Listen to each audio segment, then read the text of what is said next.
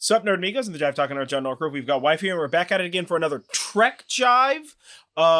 This is Lower Decks Season 4, Episode 7, A Few Badgeys More. Which, Yep. Spoiler-free review. This was a really fun episode. Yeah. This was a real fun episode. Revisited some old stuff, brought in some new stuff. Yeah. Classic Lower Decks, bringing in solids. Very good. So before, let's just get right into it, because it's mostly about, spoilery stuff. So, spoiler alert. I cannot believe that what we learned about the blast ship thingy, the weird egg shuttle thing. Yeah, since we don't have a name for it. Heisting them. That it's heisting? Strange. What the actual F, dude? But we definitely saw debris. So... Well, but if that beam is, instead of that beam being, let's say, a laser beam or a phaser or a blaster or a repulsor or some nonsense like that, what if it were a transport beam? Right? Yeah. That transported all the people, right? Because you see the people ooh, right? So what if it transports all biological matter into let's say maybe a zoo or something? Could be a zoo. Right? Or into some sort of a penal colony, or just onto some ass planet or some nonsense like that. If it transports all the people and then leaves behind a bunch of debris, and then they just tow the ship away. Yeah. You know? So what if it's some shit like that, dog? Could be something like that. You know? Yeah. So very interesting. It might still be lasering the people away. If it were in that episode of TNG where Picard ends up going back to the ship and come to find out while they're getting a radiation scan, somebody's trying to heist, I don't know, whatever, antimatter or some bullshit from the Enterprise D. Whatever. There's a vague heist going on, and Picard's not on my ship, and so just poison tips some arrows and just utterly fucking murders these people because he's an absolute gangster. But in that one, I don't know, Vatreon radiation or some nonsense. It's been a long time since I've seen that episode. But in that one, whatever the radiation beam that they're scanning the ship with, if it touches biological material, you just get zopped out of existence. Yeah. Just cooked away to nothingness. So they could just be hitting the ships with that juice, zopping all the biologicals out of existence, and then stealing the ship and leaving behind some debris or some nonsense. So that very interesting. We learned a lot with a very small amount of information.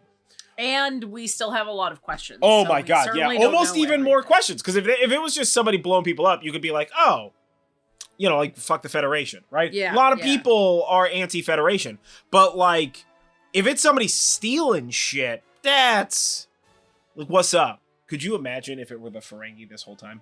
I know Ferenginar, just joined the Federation, but, could you imagine if it was just for Latinum? Oh, man. Oh, that'd be so upsetting. So, yeah, okay. So, we'll just get into the rest of the episode. So, this episode is following your standard A-plot, B-plot shenanery. Right? We open with the reintroduction of Badgey through the leftover port from whatever the other Rutherford. And Badgey gets whatever, picked up by some people who are picking up debris or what have you.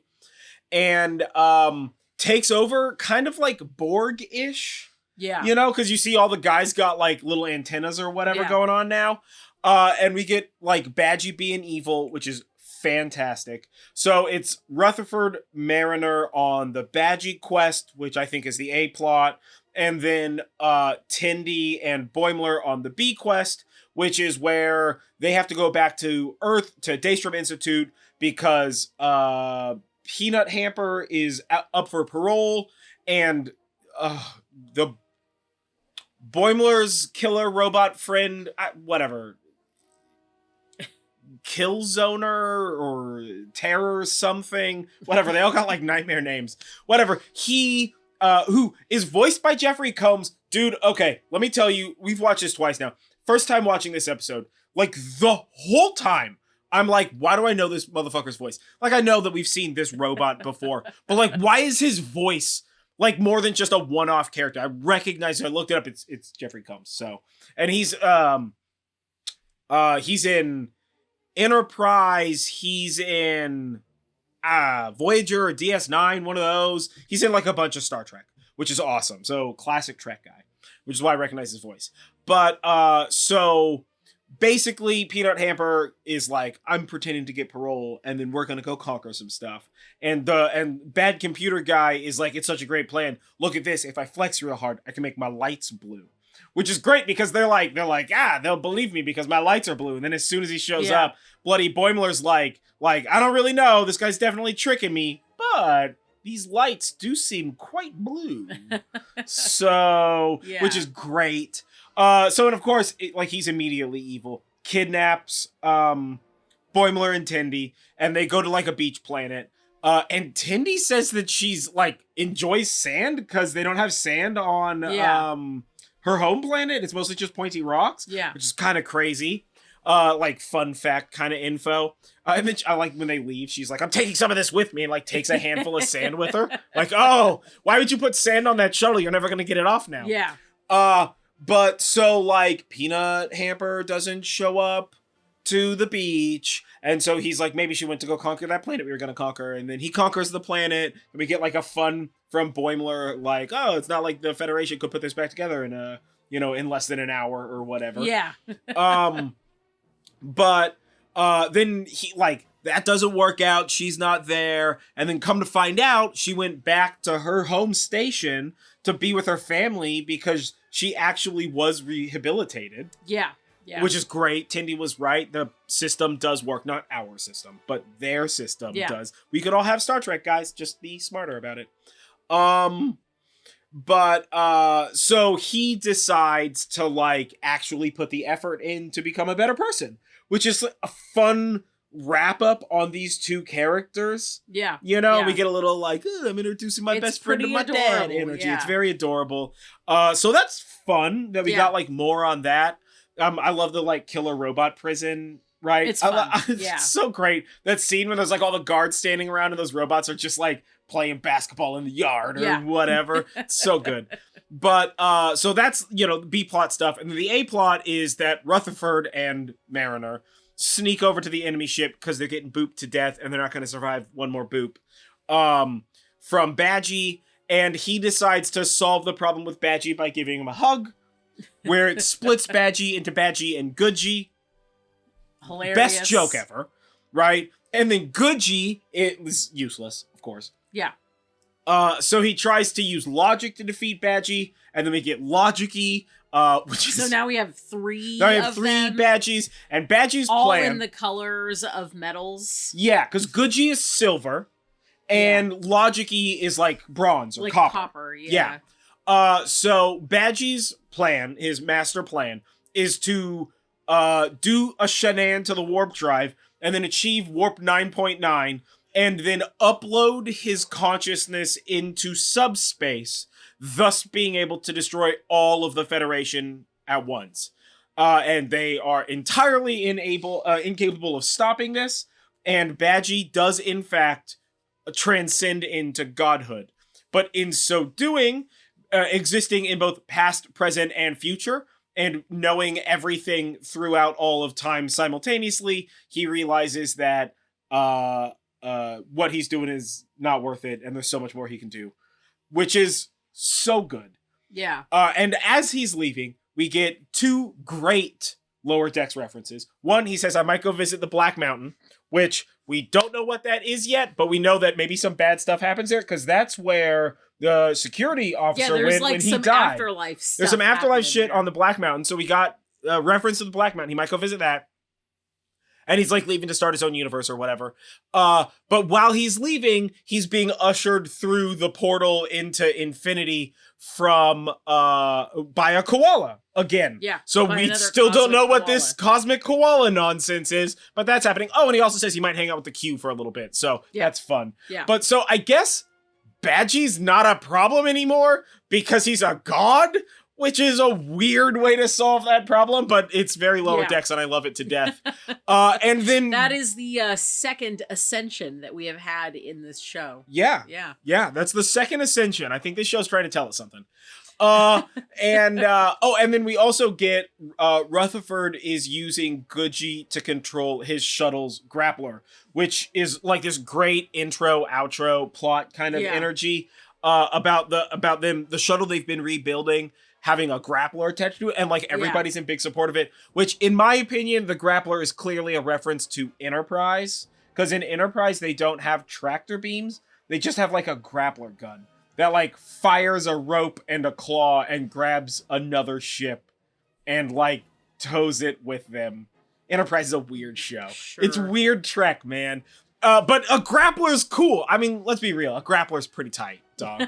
So I'm here for the grappler on the shuttle. I want to see this shuttle fly so bad. I want to see what weird nonsense shit they've done to it, right? Because we already know that Rutherford, when he was evil Rutherford or whatever that was, he built that like super fast hot rod shuttlecraft thingy already, and he's like a super genius engineer or whatever. So I feel like whatever they're making is gonna bring big Delta Flyer energy.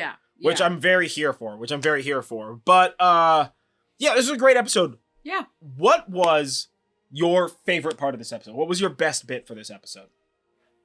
Definitely the splitting of the Badgeys. Yeah, the Badgey, Witchy, Logicy. Yeah. I like the joke Witchy is amazing. It's so good. And then the repeat of that joke to Logicy is so awful that it's amazing also. Yeah. You know? Yeah. So for me, I think the best bit was definitely when Badgey transcends and he's like, I might go visit the Black Mountain, and the koala's like, giving him the like come here hands. And I'm just like, what is this secret? What do you know? Like, it's so good. I can't believe that's the way they resolved a bunch of these like AI hanging chads. Yeah. So I don't know what that's about. You know? Yeah. Because I'm going to be real. As soon as they introduced Badgey into this episode, I was like, is Badgey behind this shuttle thing that's blasting people? Well, like at the beginning of the episode, I was like, Badgey's part of this, dog. I get that vibe. But then come to find out, no? Yeah. So that's crazy. Well, I mean, if Badgey goes to go hang out with the Qs, he may have a... insight? Could you imagine? Have a crazy god, could you imagine if moment. we get like the reveal of what this thing is, and it's some big terrible nonsense, and Badgey is what comes to the rescue? Oh, it would be so delicious. I would love it. I would love Badgey to the rescue. So, this was like a fun episode. Lot of little references, a lot of kind of wrapping up stories from previous seasons in a way that like I kind of didn't expect, but it's nice. Very filler episode, but not in a negative way. And so I'm just gonna, throw it up against the wall here. I think that means that the next episode is gonna be a bit more heavy. Yeah. Or at least a bit more like we're gonna learn what the shuttle thing, what the egg shuttle thingy is, or like somebody's gonna get a Shadan or something like that. I think it's gonna be like a bigger episode because this was kind of like relieving a little bit of pressure, as it were. So that's kind of like my guess on what's happening in the next episode. But yeah, y'all out there, what did you think of this episode? And what was your favorite bit? What was the best bit of this episode? What did you think about Badgey? Do you know the secret behind the koala and the Black Mountain? And if so, how can we be better friends? What's up, guys? So yeah, this is a great episode. Highly recommend watching it. Every time I watch an episode of Lower Decks, I'm like, I probably have time to power through all 4 seasons before the next episode comes out. Right? Just because I want to. But this was a ton of fun. So yeah, either way, I have been John Norgrove. This has been Wife. This has been Trek Jive, Star Trek Lower Decks, Season 4, Episode 7. A few Badgeys more. Don't forget to like this video, comment below with what your best bits were, subscribe to the channel, share us with your friends, watch some of our other stuff, ring a series of bells, both regular and clandestine. do whatever witchcraft the Matrix wants us to do for this to work out. And we will catch you guys next time for more Trek Jive. Look into the Black Mountain, guys.